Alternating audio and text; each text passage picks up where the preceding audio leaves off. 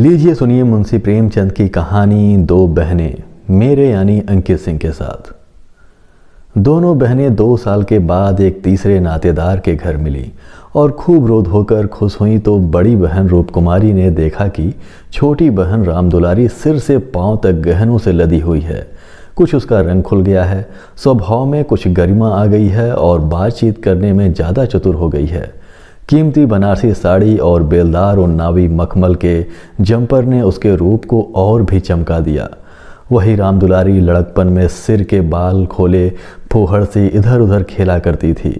अंतिम बार रूपकुमारी ने उसे उसके विवाह में देखा था 2 साल पहले। तब भी उसकी शक्ल सूरत में कुछ ज़्यादा अंतर न हुआ था। लंबी तो हो गई थी मगर थी उतनी ही दुबली, उतनी ही फूहड़, उतनी ही मंदबुद्धि, जरा जरा सी बात पर रूठने वाली। मगर आज तो कुछ हालत ही और थी, जैसे कली खिल गई हो। और यह रूप इसने छुपा कहाँ रखा था? नहीं, आंखों को धोखा हो रहा है। यह रूप नहीं, केवल आंखों को लुभाने की शक्ति है। रेशम और मखमल और सोने के बल पर वह रूप रेखा थोड़ी ही बदल जाएगी, फिर भी आंखों में समाई जाती है। 50 स्त्रियां जमा हैं मगर यह आकर्षण, यह जादू और किसी में नहीं। कहीं आईना मिलता तो वह जरा अपनी सूरत भी देखती। घर से चलते समय उसने आईना देखा था। अपने रूप को चमकाने के लिए जितना शान चढ़ा सकती थी उससे कुछ अधिक ही चढ़ाया था। लेकिन अब वह सूरत जैसे स्मृति से मिट गई है। उसकी धुंधली सी परछाई भर हृदय पट पर है। उसे फिर से देखने के लिए वह बेकरार हो रही है। वह अब तुलनात्मक दृष्टि से देखेगी। रामदुलारी में यह आकर्षण कहाँ से आया, इस रहस्य का पता लगाएगी। यूँ उसके पास मेकअप की सामग्रियों के साथ छोटा आईना भी है, लेकिन भीड़ भाड़ में वह आईना देखने या बनाव श्रृंगार की आदि नहीं है। ये औरतें दिल में न जाने क्या समझें। मगर यहाँ कोई आईना तो होगा ही, ड्राइंग रूम में ज़रूर होगा। वह उठकर ड्राइंग रूम में गई और कद्दे आदम शीशे में अपनी सूरत देखी। वहाँ इस वक्त और कोई न था। मर्द बाहर सहन में थे, औरतें गाने बजाने में लगी हुई थीं। उसने आलोचनात्मक दृष्टि से एक एक अंग को, अंगों के एक एक विन्यास को देखा। उसका अंग विन्यास, उसकी मुख छवि निष्कलंक है, मगर वह ताजगी, वह मादकता, वह माधुर्य नहीं है। हाँ, नहीं है। वह अपने को धोखे में नहीं डाल सकती। कारण क्या है? यही कि रामदुलारी आज खिली है। उसे खिले जमाना हो गया, लेकिन इस ख्याल से उसका चित्त शांत नहीं होता। वह रामदुलारी से हेठी बनकर नहीं रह सकती। यह पुरुष भी कितनी गावदी होते हैं, किसी में भी सच्चे सौंदर्य की परख नहीं। इन्हें तो जवानी और चंचलता और हाव भाव चाहिए। आंखें रख कर भी अंधे बनते हैं। भला इन बातों का आपसे क्या संबंध? यह तो उम्र के तमाशे हैं। असली रूप तो वह है जो समय की परवाह न करे। उसके कपड़ों में रामदुलारी को खड़ा कर दो, फिर देखो यह सारा जादू कहाँ उड़ जाता है। चुड़ैल सी नजर आए, मगर इन अंधों को कौन समझाए। मगर रामदुलारी के घर वाले तो इतने संपन्न न थे। विवाह में जो जोड़े और गहने आए थे वे तो बहुत ही निराशाजनक थे। खुशहाली का दूसरा कोई सामान भी न था। इसके ससुर एक रियासत के मुख्तार आम थे और दुल्हा कॉलेज में पढ़ता था। इस 2 साल में कहाँ से ये हुन बरस गया, कौन जाने। गहने कहीं से मांग लाई हो, कपड़े भी मांगे हो सकते हैं। कुछ औरतों को अपनी हैसियत बढ़ाकर दिखाने की लत होती है, तो वह स्वांग रामदुलारी को मुबारक रहे। मैं जैसी हूँ वैसी अच्छी हूँ। प्रदर्शन का यह रोग कितना बढ़ता जाता है। घर में रोटियों का ठिकाना नहीं। मर्द 25-30 रुपए पर कलम घिस रहा है, लेकिन देवी जी घर से निकलेंगी तो इस तरह ठन बनकर मानो कहीं की राजकुमारी हैं। बिसातियों के और दर्जियों के तकाजे सहेंगी, बजाज के सामने हाथ जोड़ेंगी, शौहर की घुड़कियाँ खाएंगी, रोएंगी, रूठेंगी, मगर प्रदर्शन के उन्माद को नहीं रोकती। घर वाले भी सोचते होंगे कितनी छिछोरी तबीयत है इनकी, मगर यहाँ तो देवी जी ने बेहाई पर कमर बांध ली है। कोई कितना ही हंसे, बेहया की बला दूर। उन्हें तो बस यही धुन है कि जिधर से निकल जाएं उधर लोग हृदय पर हाथ रख कर रह जाएं। रामदुलारी ने जरूर किसी के गहने और जेवर मांग लिए, बेशर्म जो है। उसके चेहरे पर आत्मसम्मान की लाली दौड़ गई। न सही उसके पास जेवर और कपड़े, उसे किसी के सामने लज्जित तो नहीं होना पड़ता। किसी से मुंह तो नहीं चुराना पड़ता। 1-1 लाख के तो उसके 2 लड़के हैं। भगवान उन्हें चिरायु करे, वह इसी में खुश है। खुद अच्छा पहन लेने और अच्छा खा लेने से जीवन का उद्देश्य नहीं पूरा हो जाता। उसके घर वाले गरीब हैं पर उसकी इज्जत तो है, किसी का गला तो नहीं दबाते, किसी का सांप तो नहीं लेते। इस तरह अपने मन को ढांढस देकर वह फिर बरामदे में आई तो राम दुलारी ने जैसे दया की आंखों से देख कर कहा, जीजा जी की कुछ तरक्की वरक्की हुई कि नहीं बहन, या अभी भी वही 75 रुपए पर कलम घिस रहे हैं। रूप कुमारी की देह में आग सी लग गई। ओफ हो रे दिमाग, मानो इसका पति लाठी तो है। अकड़ कर बोली, तरक्की क्यों नहीं हुई, अब 100 के ग्रेड में है। आजकल यह भी गनीमत है, नहीं अच्छे अच्छे MA पासों को देखती हूँ कि कोई टके को नहीं पूछता। तेरा शौहर तो अब BA में होगा।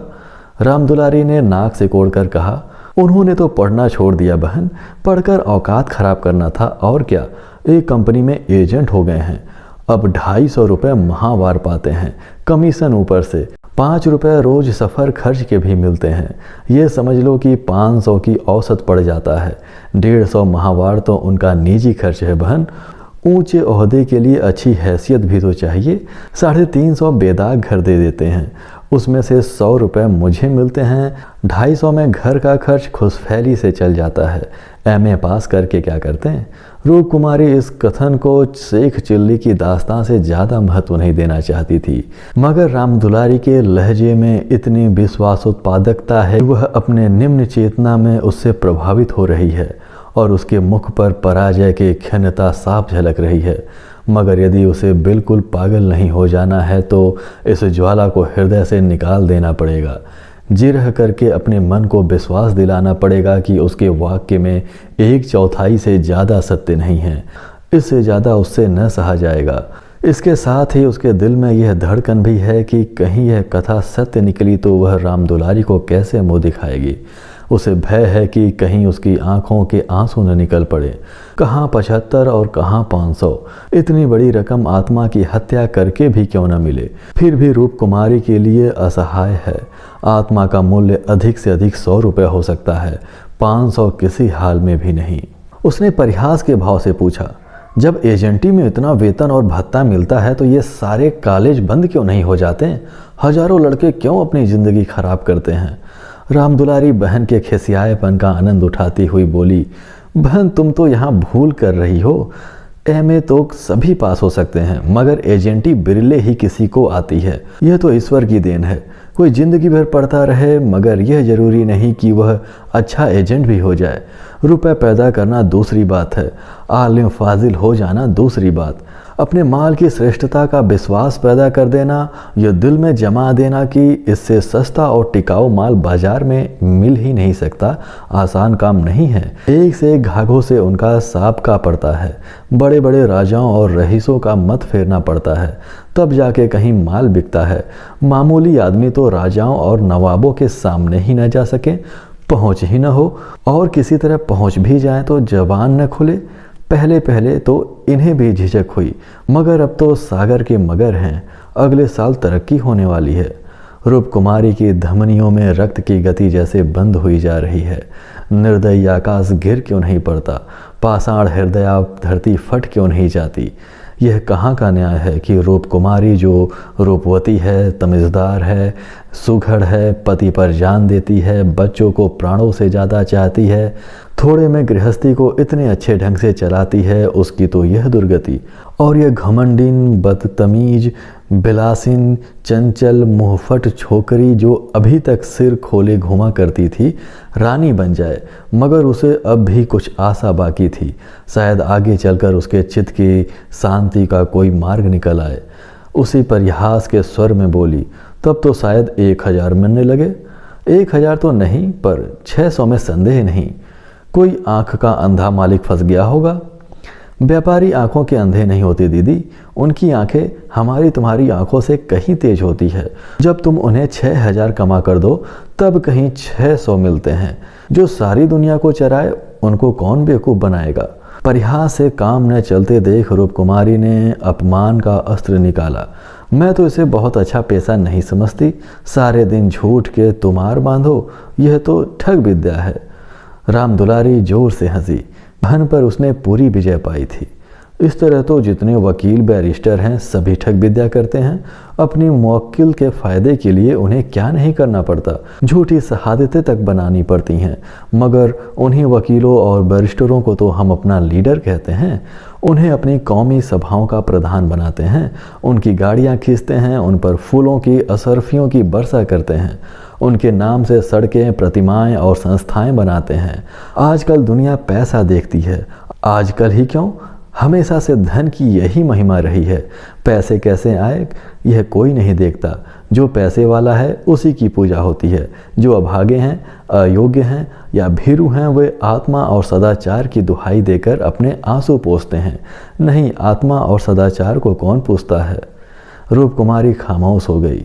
अब उसे यह सत्य उसकी सारी वेदनाओं के साथ स्वीकार करना पड़ेगा कि राम दुलारी सबसे ज़्यादा भाग्यवान है। उससे अब त्राण नहीं। परिहास या अनादर से वह अपनी तंगदिली का प्रमाण देने के सिवा और क्या पाएगी।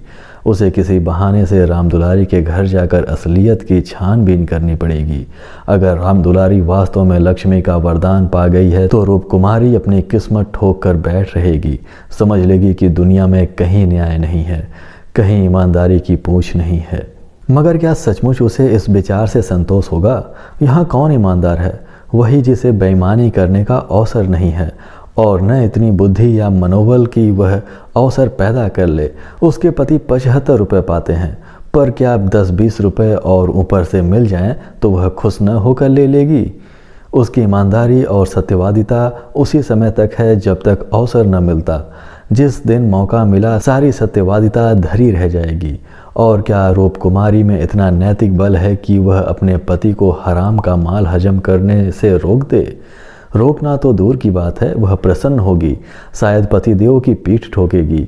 अभी दफ्तर से आने के समय वह मन मारे बैठी रहती है, तब वह द्वार पर खड़ी होकर उसकी भांट जोहेगी और ज्यों ही वह घर में आएंगे उनके जेबों की तलाशी लेगी।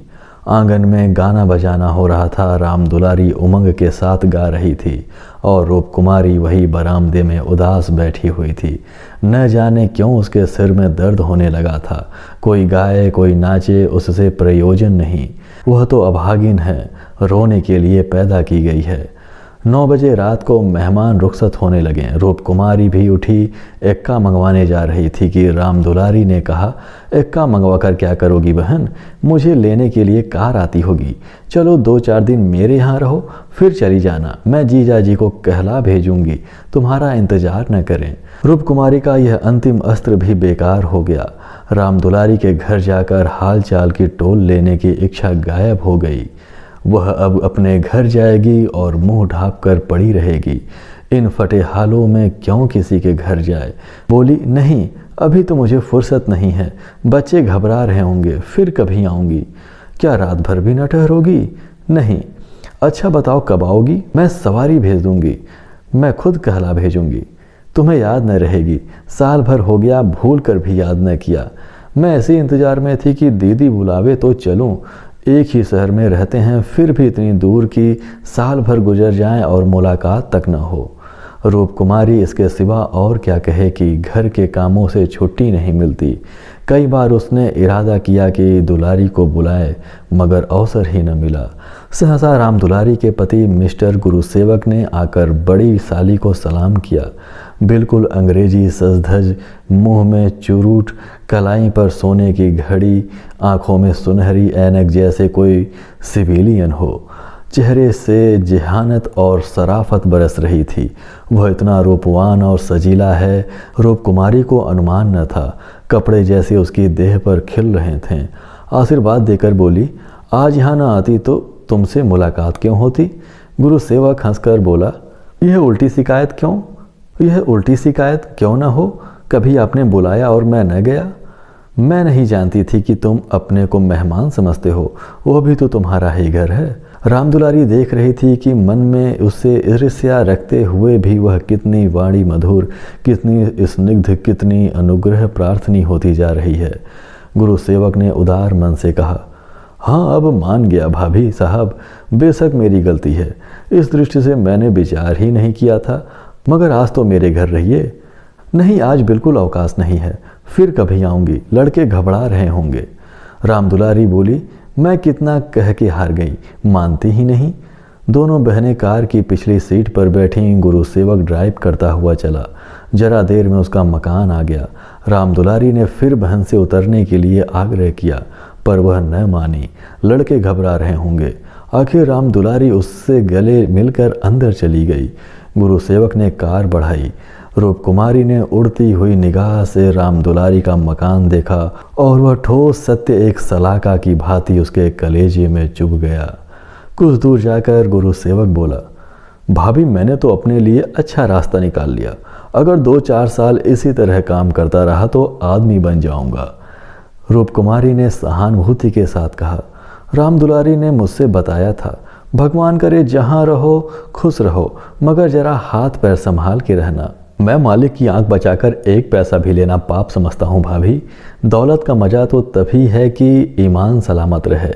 ईमान खोकर पैसे मिले तो क्या। मैं ऐसी दौलत को त्याज समझता हूँ। और आंख किसकी बचाऊं? सब सियाह सफ़ेद तो मेरे हाथ में है। मालिक तो रहा नहीं, केवल उसकी बेवा है। उसने सब कुछ मेरे हाथ में छोड़ रखा है। मैंने उसका कारोबार संभालना लिया होता तो सब कुछ चौपट हो जाता। मेरे सामने तो मालिक सिर्फ 3 महीने जिंदा रहे, मगर आदमी को परखना खूब जानते थे। मुझे 100 रुपये पर रखा और 1 महीने में 200 रुपये कर दिया। आप लोगों की दुआ से पहले ही महीने मैंने 12,000 का काम किया। क्या काम करना पड़ता है? रूपकुमारी ने बिना किसी उद्देश्य के पूछा। वही मशीनों की एजेंटी, तरह तरह के मशीनें मंगाना और बेचना, ठंडा जवाब था। रूपकुमारी का मनहूस घर आ गया। द्वार पर एक लालटेन टिमटिमा रही थी। उसके पति उमानाथ द्वार पर टहल रहे थे, मगर रूपकुमारी ने गुरु सेवक से उतरने के लिए आग्रह नहीं किया। एक बार शिष्टाचार के नाते कहा जरूर, पर जोर नहीं दिया, और उमानाथ तो गुरु सेवक से मुखातिब भी न हुए। रूपकुमारी को वह घर अब कब्रिस्तान सा लग रहा था, जैसे फूटा हुआ भाग्य हो। न कहीं फर्श, न फर्नीचर, न गमले। 2-4 टूटी टाटी तिपाइयाँ, एक लंगड़ी मेज, 4-5 पुरानी पुरानी खाटें, यही उस घर की बिसात थी। आज सुबह तक रूपकुमारी इसी घर में खुश थी, लेकिन अब यह घर उसे काटे खा रहा था। लड़के अम्मा अम्मा करके दौड़े, मगर उसने दोनों को झिड़क दिया। उसके सिर में दर्द है, वह किसी से न बोलेगी, कोई उसे न छेड़े। अभी घर में खाना नहीं पका, पकाता कौन? लड़कों ने तो दूध पी लिया है, किंतु उमानाथ ने कुछ नहीं खाया। इसी इंतजार में थे कि रूपकुमारी आए तो पकाए, पर रूपकुमारी के सिर में दर्द है, मजबूर होकर बाजार से पूरियां लानी पड़ेंगी। रूपकुमारी ने तिरस्कार के स्वर में कहा, तुम अब तक मेरा इंतजार क्यों करते हो? मैंने तो खाना पकाने की नौकरी नहीं लिखाई, और जो रात को वहीं रह जाती, आखिर तुम कोई महाराजिन क्यों नहीं रख लेते? क्या जिंदगी भर मुझी को पीसते रहोगे? उमानाथ ने उसकी तरफ आहत विस्मय की आंखों से देखा। उसके बिगड़ने का कोई कारण उनकी समझ में न आया। रूपकुमारी से उन्होंने हमेशा निरापद सहयोग पाया है, निरापद ही नहीं, सहानुभूतिपूर्ण भी। उन्होंने कई बार उससे महाराजिन रख लेने का प्रस्ताव खुद किया था, पर उसने बराबर यही जवाब दिया कि आखिर बैठे बैठे क्या करूंगी? 4-5 रुपए का खर्च बढ़ाने से क्या फ़ायदा? यह पैसे तो बच्चों के मक्खन में खर्च होते हैं। और आज वह इतनी निर्ममता से उलाहना दे रही है, जैसे गुस्से में भरी हो। अपनी सफाई देते हुए बोले, महाराजिन रखने के लिए तो मैंने खुद तुमसे कई बार कहा, तो लाकर रख क्यों नहीं दिया? मैं उसे निकाल देती तो कहते। हाँ, ये गलती हुई। तुमने कभी सच्चे दिल से नहीं कहा। रूपकुमारी ने और भी प्रचंड होकर कहा, तुमने केवल मेरा मन लेने के लिए कहा। मैं ऐसी भोली नहीं हूँ कि तुम्हारे मन का रहस्य न समझूं। तुम्हारे दिल में कभी मेरे आराम का विचार आया ही नहीं। तुम तो खुश थे कि अच्छी लौंडी मिल गई है, एक रोटी खाती है और चुपचाप पड़ी रहती है, महज खाने और कपड़े पर, यह भी जब घर की ज़रूरतों से बचे। 75 रुपया लाकर मेरे हाथ पर रख देते हो, और सारी दुनिया का खर्च। मेरा दिल ही जानता है कि कितनी करत व्योत करनी पड़ती है। क्या पहनूं और क्या ओढ़ूं? तुम्हारे साथ जिंदगी खराब हो गई। संसार में ऐसे मर्द भी हैं जो स्त्री के लिए आसमान के तारे तोड़ लाएं। गुरु सेवक ही को देखो, दूर क्यों जाओ? तुमसे कम पढ़ा है, उम्र में तुमसे कहीं कम है, मगर 500 का महीना लाता है और रामदुलारी रानी बनी बैठी रहती है। तुम्हारे लिए 75 रुपये बहुत हैं। राण माण में ही मगन। तुम नाहक मर्द हुए, तुम्हें तो औरत होना चाहिए था। औरत के दिल में कैसे कैसे अरमान होते हैं, मगर मैं तो तुम्हारे लिए घर की मुर्गी का बासी साग हूँ। तुम्हें तो कोई तकलीफ़ होती नहीं। तुम्हें तो कपड़े भी अच्छे चाहिए, खाना भी अच्छा चाहिए, क्योंकि पुरुष हो, बाहर से कमा कर लाते हो। मैं चाहूँ जैसे रहूँ, तुम्हारी बला से। बागबानों का यह सिलसिला कई मिनट तक जारी रहा और उमानाथ चुपचाप सुनते रहें। अपनी जान में उन्होंने रूपकुमारी को शिकायत का कभी मौका नहीं दिया। उनका वेतन कम है, यह सत्य है, पर यह उनके बस की बात तो नहीं। वह दिल लगाकर अपना काम करते हैं, अफसरों को खुश रखने की सदैव चेष्टा करते हैं। इसी साल बड़े बाबू के छोटे सुपुत्र को 6 महीने तक बिना नागा पढ़ाया, इसलिए तो कि वह प्रसन्न रहें। अब वह और क्या करे। रूपकुमारी की खफगी का रहस्य वह समझ गए। अगर गुरु सेवक वास्तव में 500 रुपये लाता है तो बेशक वह भाग्य का बली है, लेकिन दूसरों की ऊंची पेशानी देखकर अपना माथा तो नहीं फोड़ा जाता। किसी संयोग से उसे यह अवसर मिल गया, मगर हर एक को तो ऐसे अवसर नहीं मिलते। वह इसका पता लगाएंगे कि सचमुच उसे 500 ही मिलते हैं या महज डींग है। और मान लिया कि 500 मिलते हैं तो क्या इससे रूपकुमारी को यह हक है कि वह उसको ताने दे और उन्हें जली कटी सुनाए। अगर इसी तरह वह भी रूपकुमारी से ज़्यादा रूपवती और सुशीला रमणी को देखकर रूपकुमारी को कोसना शुरू कर दे तो कैसा हो। रूपकुमारी सुंदरी है, मृदुभाषणी है, त्यागमयी है, लेकिन उससे बढ़कर सुंदरी, मृदुभाषणी, त्यागमयी देवियों से दुनिया खाली नहीं है। तो क्या इस कारण वह रूपकुमारी का अनादर करे। एक समय था जब उसकी नज़रों में रूपकुमारी से ज़्यादा रूपवती रमणी संसार में न थी, लेकिन वह उन्माद कब का शांत हो गया। भावुकता के संसार से वास्तविक जीवन में आए उन्हें एक युग बीत गया। अब तो विवाहित जीवन का उन्हें काफ़ी अनुभव हो गया है। एक को दूसरे के गुण दोष मालूम हो गए हैं। अब तो संतोष ही में उनका जीवन सुखी रह सकता है। मगर रूपकुमारी समझदार होकर भी इतनी मोटी सी बात नहीं समझती। फिर भी उन्हें रूपकुमारी से सहानुभूति ही हुई। वह उदार प्रकृति के आदमी थे और कल्पनाशील भी। उसकी कटु बातों का कुछ जवाब न दिया, शरबत की तरह पी गए। अपनी बहन के ठाठ देखकर एक क्षण के लिए रूपकुमारी के मन में ऐसे निराशाजनक, अन्यायपूर्ण, दुखद भाव का उठना बिल्कुल स्वाभाविक है।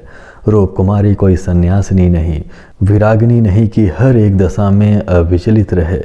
इस तरह अपने मन को समझाकर उमानाथ ने गुरु सेवक के विषय में तहकीकात करने का संकल्प किया। 1 सप्ताह तक रूपकुमारी मानसिक अशांति की दशा में रही। बात बात पर झुझलाती, लड़कों को डांटती, पति को कोसती, अपने नसीबों को रोती। घर का काम तो करना ही पड़ता था, लेकिन अब इस काम में उसे आनंद न आता था।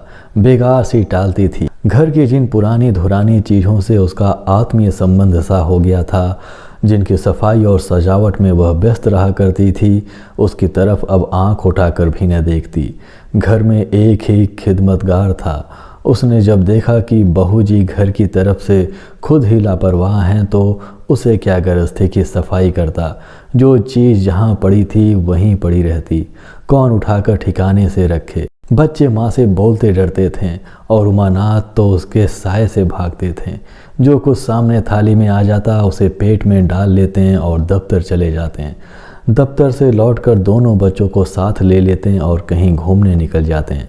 रूपकुमारी से कुछ कहना बारूद में दिया सलाई लगाना था और हाँ, उनकी यह तहकीकात जारी थी। एक दिन उमानाथ दफ्तर से लौटे तो उनके साथ गुरु सेवक भी थे।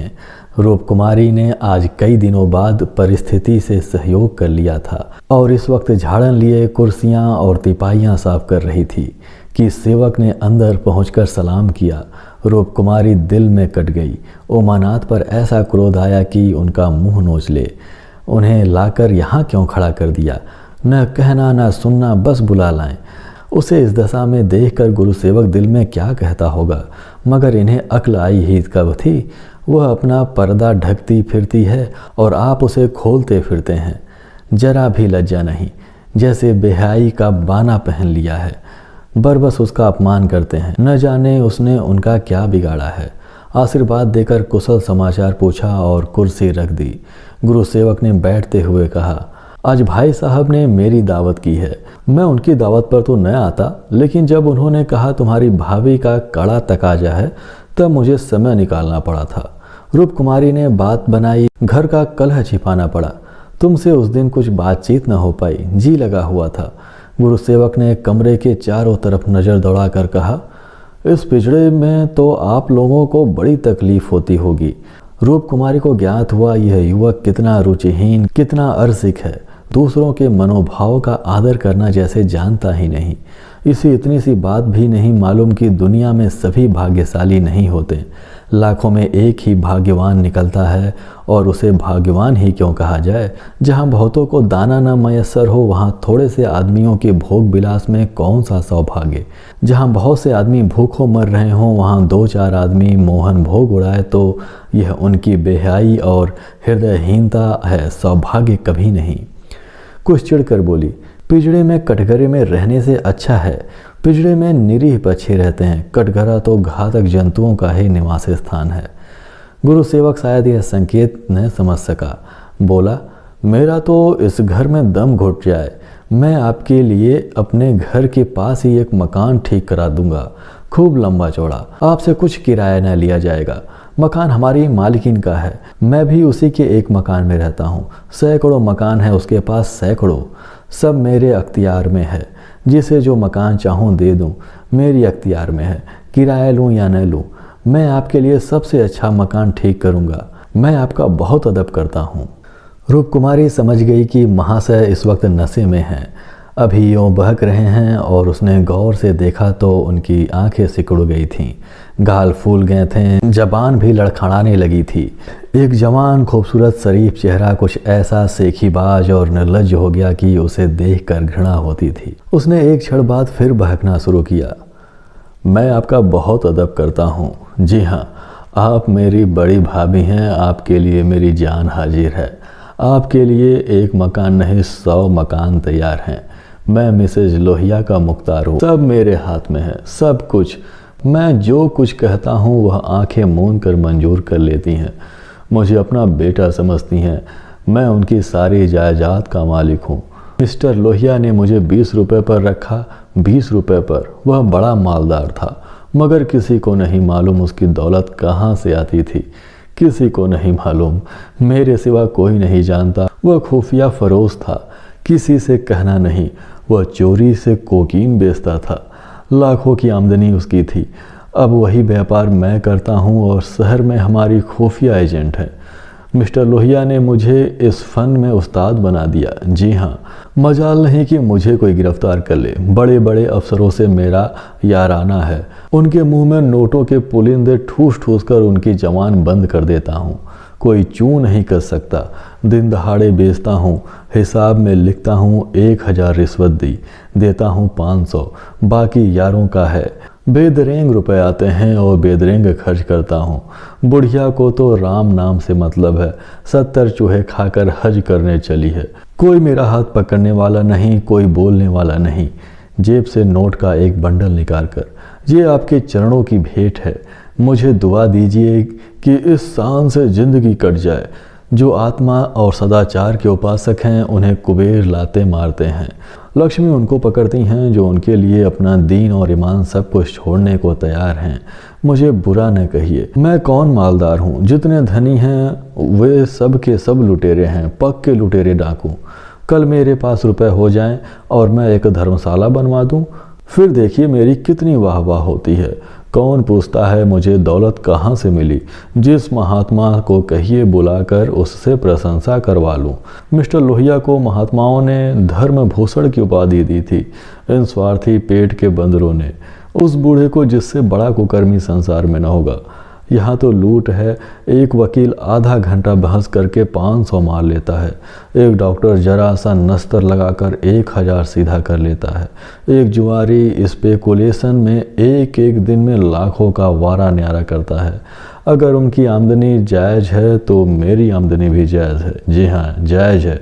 मेरी निगाह में बड़े से बड़े मालदार की भी कोई इज्जत नहीं। मैं जानता हूँ वह कितना बड़ा हथकंडेबाज हैं। यहाँ जो आदमी आंखों में धूल झोंक सकें वही सफल है। गरीबों को लूट कर मालदार हो जाना समाज की पुरानी परिपाटी है। मैं भी वही करता हूँ जो दूसरे करते हैं। जीवन का उद्देश्य है ऐसा करना। खूब लूटूंगा, खूब ऐश करूँगा और बुढ़ापे में खूब खैरात करूँगा और एक दिन लीडर बन जाऊँगा। कहिए गिना दूँ यहाँ कितने लोग जुआ खेल खाल कर करोड़पति हो गए, कितने औरतों का बाजार लगाकर करोड़पति हो गए। सहसा उमाशंकर ने आकर कहा, मिस्टर गुरुसेवक क्या कर रहे हो? चलो चाय पी लो, ठंडी हो रही है। गुरुसेवक ऐसा हड़बड़ा उठा मानो अपने सचेत रहने का प्रमाण देना चाहता हो, मगर पांव लड़खड़ाएं और जमीन पर गिर पड़ा। फिर संभल कर उठा और झूमता झूमता ठोकरे खाता बाहर चला गया। रूप कुमारी ने आज़ादी की सांस ली।